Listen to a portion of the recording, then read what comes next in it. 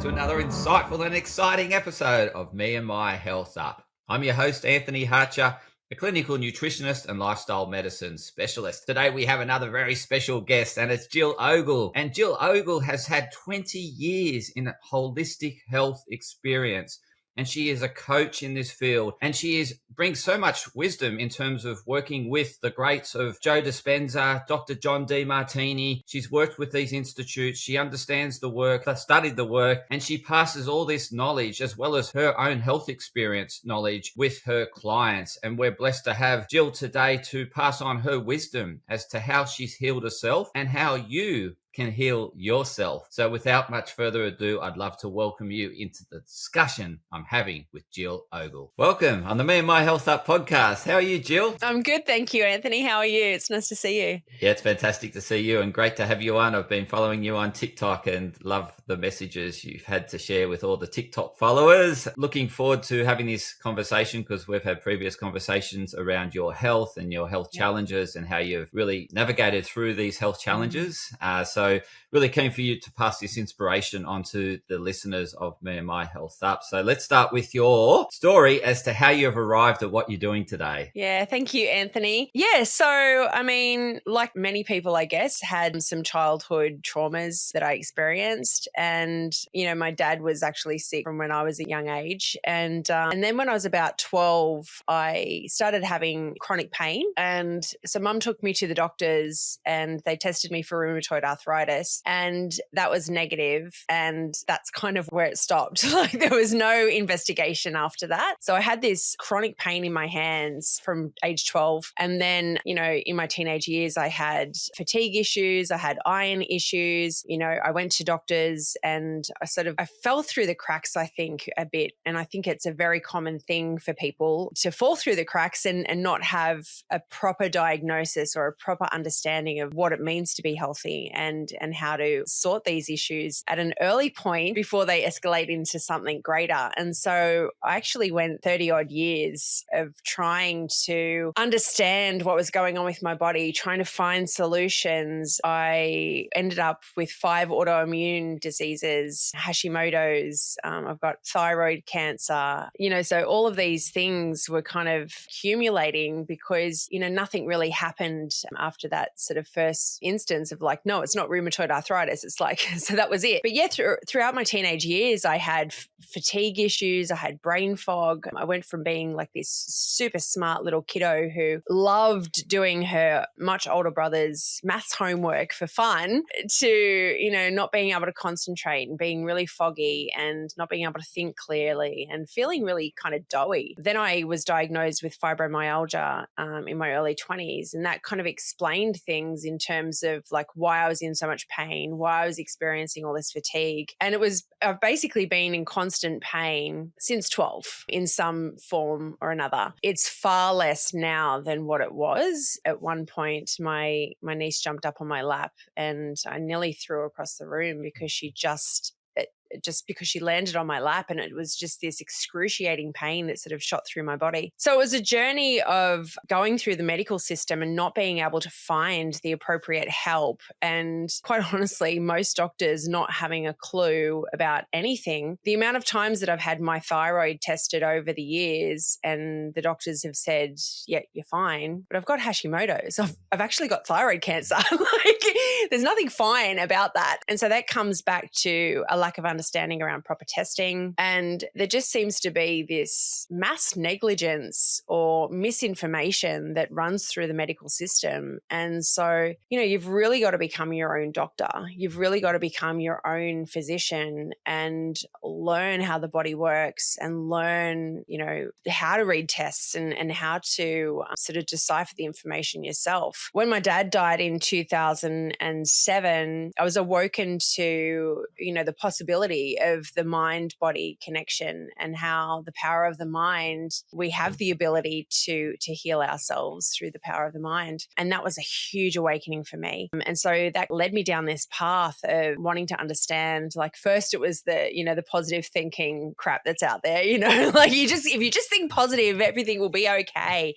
Sunshine and roses and lollipops, to this real deep understanding of understanding the feedback that you're getting from your environment and that you're getting getting from your physical body and what that means and how you can use the mind as well as other practical solutions. I'm all about sunshine and infrared saunas and detoxing and supplements and things like this as well. I think that great adjuncts to what we can do with the power of the mind. So really understanding now the feedback that I'm getting from my body in any moment has been so profound in helping me heal, the past ailments, as well as, 2020, I had a brain injury. I had been working for Joe Dispenza and I'd been, doing all of the healing work in his community. I was facilitating at retreats and I was, put into all the healing circles, and I was still surviving on multiple cups of coffee a day. Like I was running on empty. I wasn't fulfilled. I was kind of just dragging my body through life. And so when I left that community, I had this real, even though I chose to leave, I had this real loss of identity that went along with that. And with that came this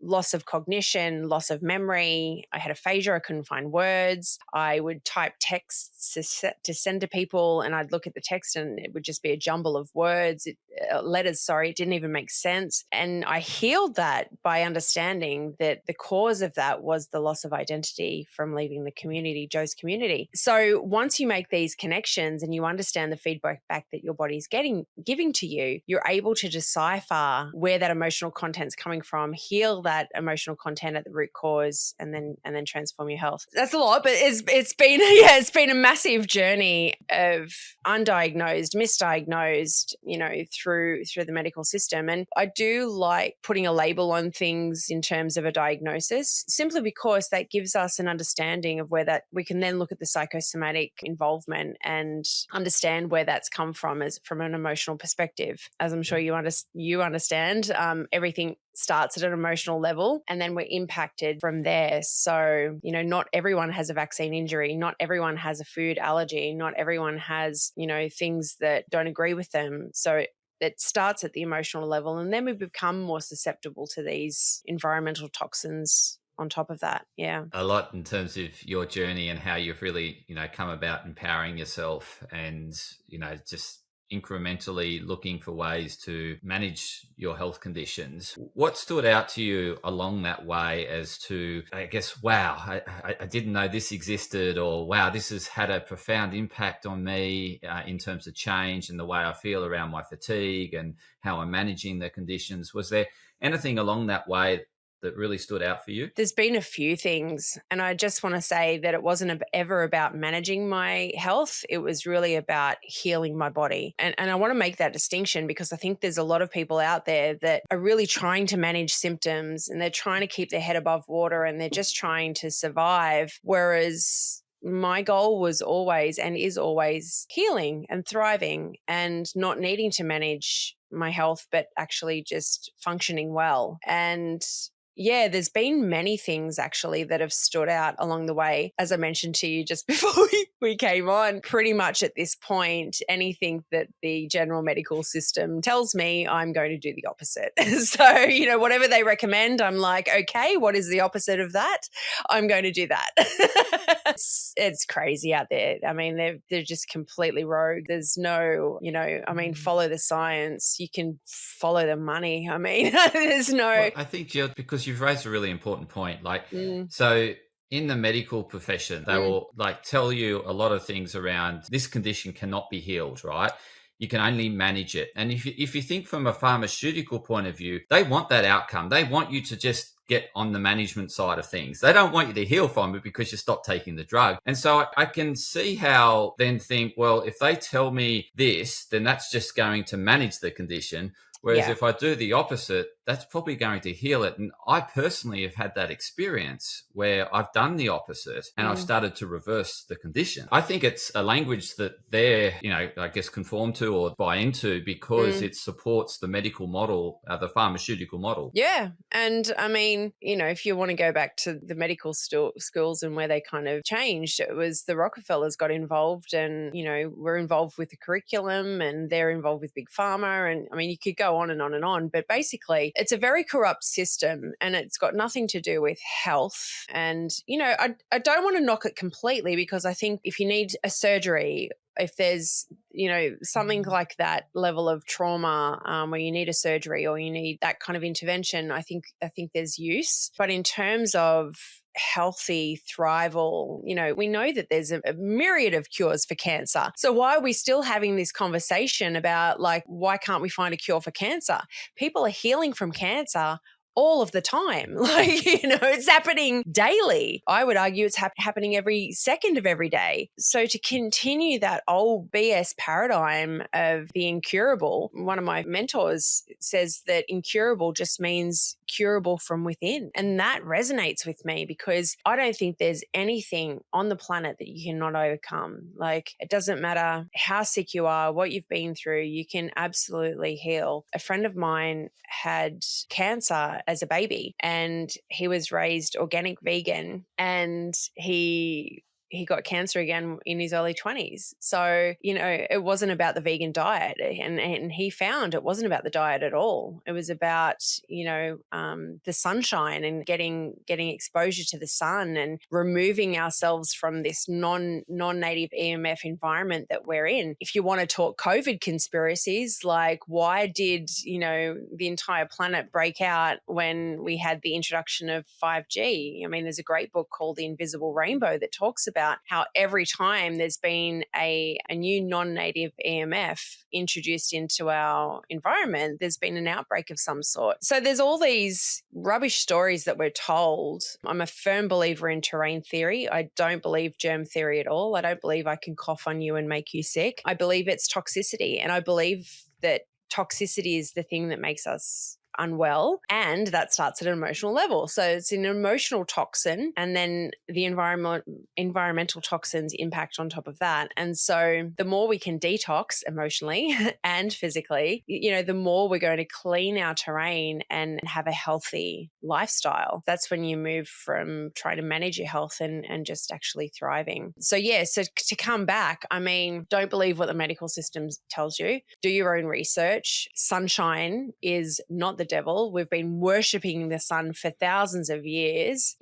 Andrea Moritz talks about this. He's brilliant. He's passed away now, but his information on the sun is amazing. Jack Cruz, obviously. My friend Nathan Siles is amazing. And so the importance of sunshine and getting that first sun in our eyes at sunrise and experiencing, the full spectrum and solar noon and exposing your belly to heal your gut microbiome, but we're slapping sunscreen on our kids. We're putting sunglasses on our kids and hats and covering them up. We need to be covered up indoors and not exposing ourselves to the fake light, and then exposing ourselves more so in the sunshine. So the sun has been a huge one. Detox, terrain theory, and just really avoiding anything that the medical system tells you just about.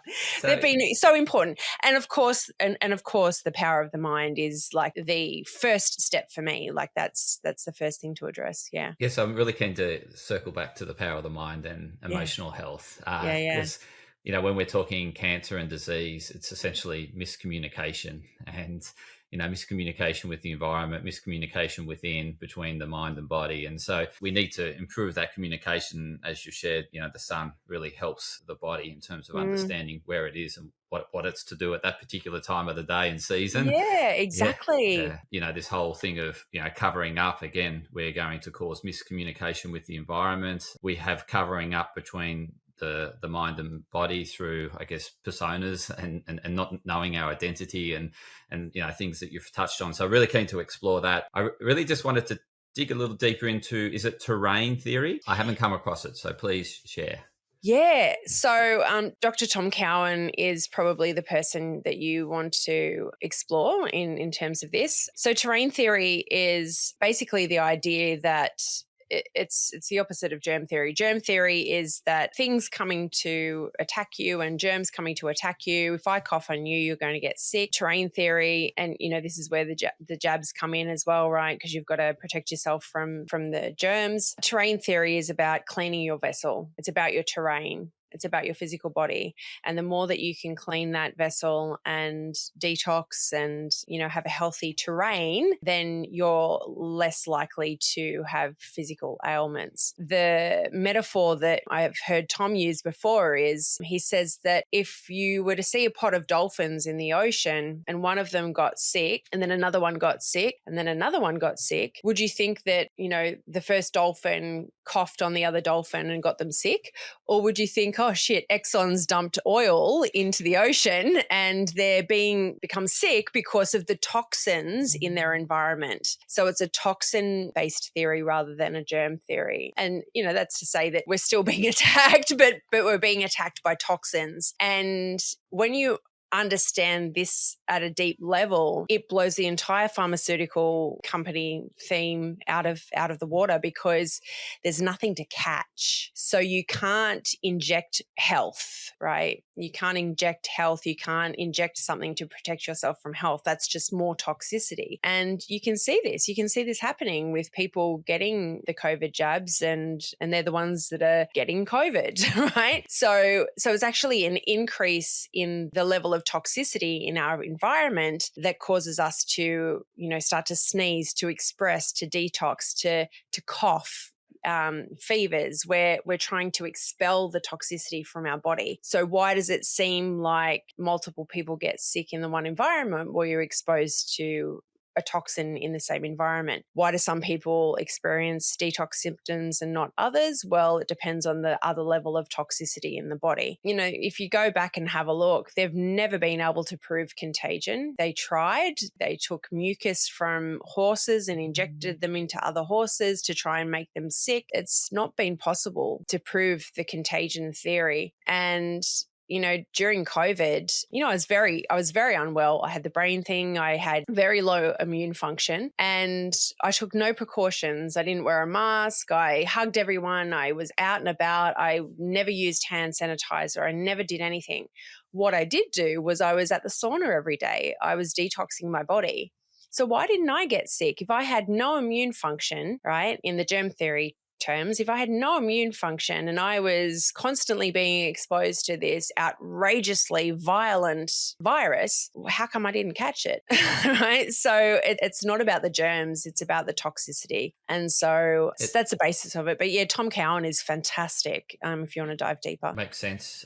When you're talking about non-native EMFs and the impact it has on our microbiome, and there's certainly researchers out there that have shown that the bacteria within us changes based on the EMF exposure. And so if we're getting a whole lot of non-native EMFs, we're going to cause gut issues, gut problems, miscommunication in the body. And totally. Like the other thing that doesn't add up around viruses is that 8% of our DNA is viral DNA. So, to me, viruses are there to connect us and to actually help us survive. They've been around a lot longer than Homo sapiens, and they contain information from the past that the only way we get access to it is through them. And so them coming into our bodies and giving us the tools to help us survive and thrive. So I certainly with you. For me, they serve a purpose, and it's something that's they shouldn't be as I guess labeled as the enemy, and we got to avoid them, because you see with kids that have been raised in sterile environments have all the health problems. So I'm a big supporter of what you're saying there. Just in terms of when I think hearing your story and think about disease, I mentioned this whole miscommunication thing. You mentioned as you're growing up, there was this bit of an identity crisis, and that was also playing out in your body in terms of autoimmune conditions, right? Because they didn't know who was the enemy. They couldn't identify because there was that lack of self-identity. Who am I, first of all? And is this thing going to support me, or is it an enemy? And so there's that sort of miscommunication thing going along your journey. And you said, once you found your identity, really started to have a profound impact in terms of you healing. And let's go down that path now in terms of this. What helped you find your identity? Yeah. So, that was 5 years ago. That was in 2020. So that was quite an abrupt sort of thing that happened just came on very suddenly, the lack of brain function. So that was around the loss of identity. The autoimmune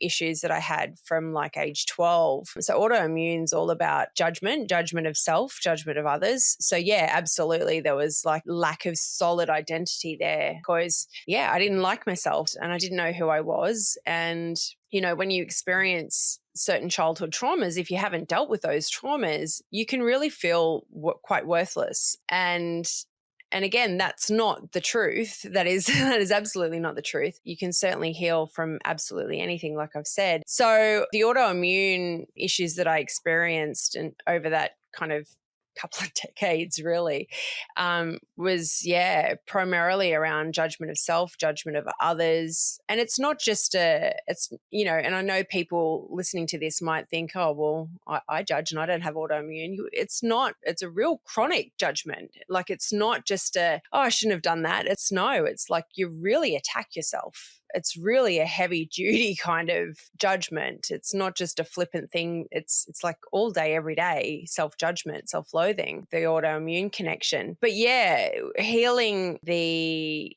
brain injury that I had in 2020, I was doing some emotional work around it and really trying to get to the root cause. And once I realized that it was to do with my attachment to my identity of who I was in Joe's community, once I realized that, straight away I started healing. My brain function came back. My memory came back. I was able to think clearly. It's incredible. And so that's the power of the mind, right? You can be on medications, you can try supplements, you can do all of those things. And I don't want to knock really, I think supplements are helpful. I think, sunshine, all of those things are helpful. But when you get to the root cause, emotion that's actually caused the dis-ease in the first place, it's done. And you mentioned cancer before. There's not a person on the planet with cancer who doesn't have anger issues. And for the people listening who have cancer who think they don't, and, I've got a family member who's very kind and very sweet and very outwardly loving and things and very thoughtful, and she's riddled with cancer. And so it's the suppressed anger, the suppressed rage, the repressed anger and rage that actually causes the cancer in our body. And so I just really want to note that because it's a big thing that is absolutely missed in terms of healing cancer. Breast cancer's all about, nurturing others and looking after others. Meanwhile, you're neglecting yourself. So when you can get to the root cause, the emotional cause of these things, that's when you can have a spontaneous healing. And that's what I'm all about. I'm all about thrival, not survival, and really healing, not just managing, And how do you manage your emotions today? Like, because as you said, like you could be outwardly very nice to everyone, inwardly beating yourself up and being angry at yourself and nice to the outside world. So how do you go about, working and, staying on top of your emotions? Yeah, exactly. You can be nice to others and mean to yourself, right? There's always going to be that balance there. So the key is not to suppress and repress. I mean, obviously, if you're in certain situations and you feel anger, might not be appropriate to express it at that point. However, you can do somatic things like come home and punch pillows and really, really express that anger and get it out, right? Our emotions are there to be felt. And then I would challenge you to explore what made you angry. I would explore, what's upset you, what's triggered you, because as we start to own these disowned parts of ourselves, as we start to love ourselves in that anger, in that rage, in that whatever it is, we're able to transform. And until we do, that feedback's going to keep coming, right? Our body's giving us feedback. This is a feedback to say there's part of you that's not been loved. There's a part of you that's judging. There's a part of you that's not expressing yourself. There's a part of you that's not speaking up, right? Thyroid. So once you get these messages at a deep, deep level, we want to go in and actually find the root cause of these issues. We can heal ourselves there. And so my message would be absolutely allow yourself to feel your emotions. This whole positive thinking thing and high vibes only has got people in an absolute mess, like they're on a bloody emotional roller coaster. Everyone's suppressing and repressing everything, making shit worse. And it's like, don't do that. So absolutely feel your emotions. And then, yes, if there is something that's troubling you, then reach out to someone and have them facilitate you through that and get the coaching around that so you can actually get to the root cause and heal it and cancel that program out permanently. Cancel that, if you talk karma, I don't know if people talk about karma and dharma, but it's these repeating patterns, your body's trying to tell you. And if you're not listening, then you will create the disease in your body, because that knock on the door gets louder and louder and louder to say, hi, you're not loving me, you're not seeing me over here. And then that's when the disease occurs. So yeah, if we can understand the feedback that we're getting from our environment, from our body, from the people around us, then we can actually do something about it to heal. Beautiful. And it's a great segue into asking you how the like in terms of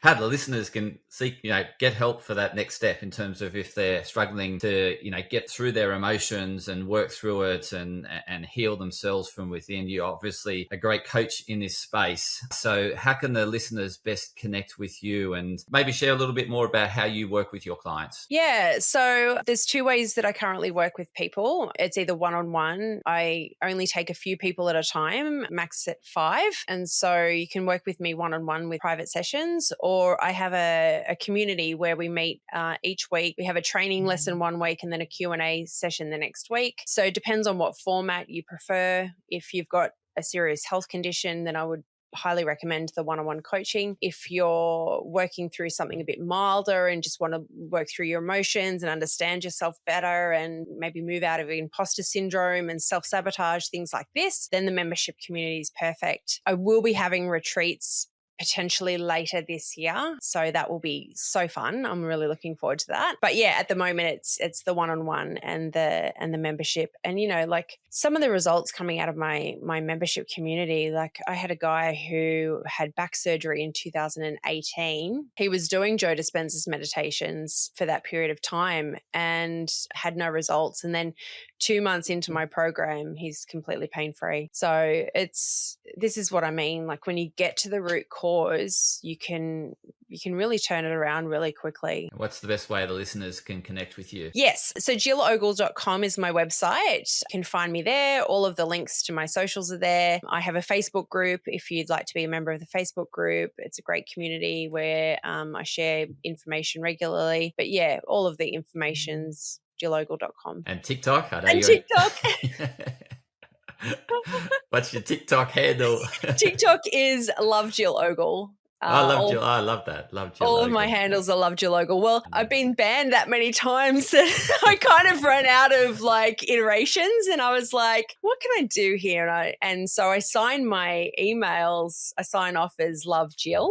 And so I was like, okay, well, I'll put Love Jill Ogle.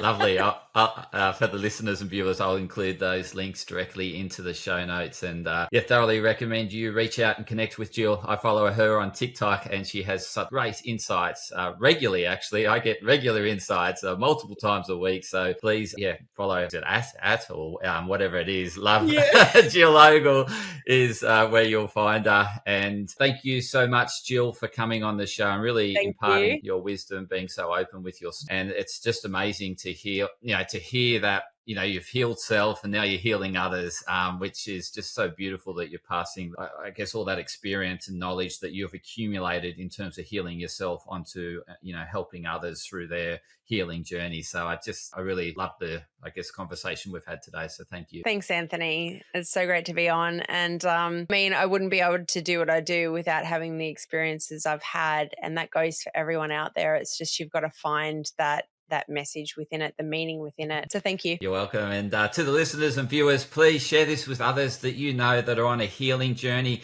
that just aren't quite making the progress that they're wanting to make in their progression. So they would really benefit from hearing Jill's story and how she's really healed herself from within. So please share it far and wide. And thank you once again for listening. And thank you, Jill. Thanks, Anthony.